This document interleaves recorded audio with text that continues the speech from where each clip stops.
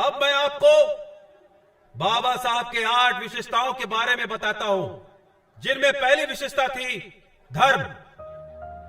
बाबा साहब ने कहा था कि सभी मनुष्य एक ही मिट्टी से बने हैं।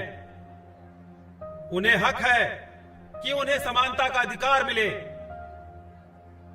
हमें 2 शत्रुओं से लड़ाई करनी है, जिनमें से एक है मनुवाद और दूसरा पूंजीवाद।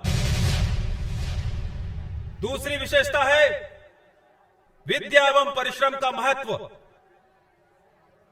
अधिकारों के लिए संघर्ष करना, वो आत्मसम्मान के लिए जीना ही श्रेष्ठ जीवन है। और तीसरी विशेषता है जातिवाद।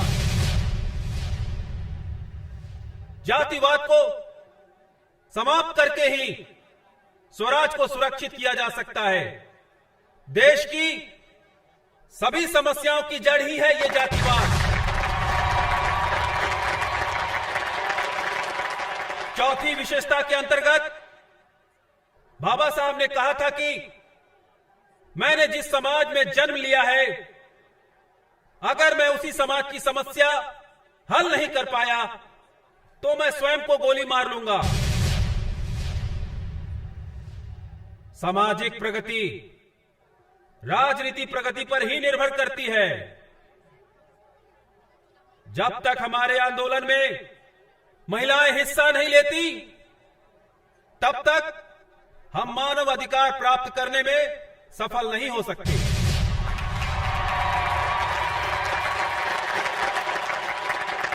छठवीं विशेषता है राजनीति।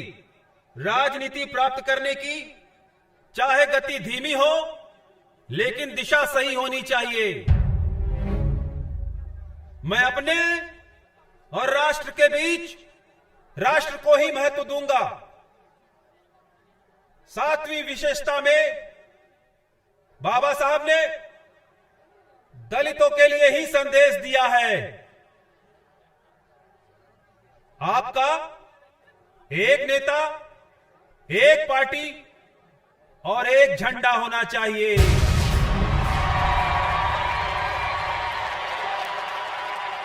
मैं अपने सारे दलित युवाओं से कहना चाहता हूं कि वो शिक्षा और बुद्धि में किसी से कम नहीं है।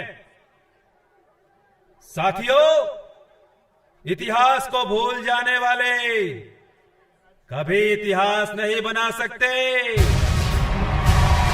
आखिर कब तक चलेगा ये चमचा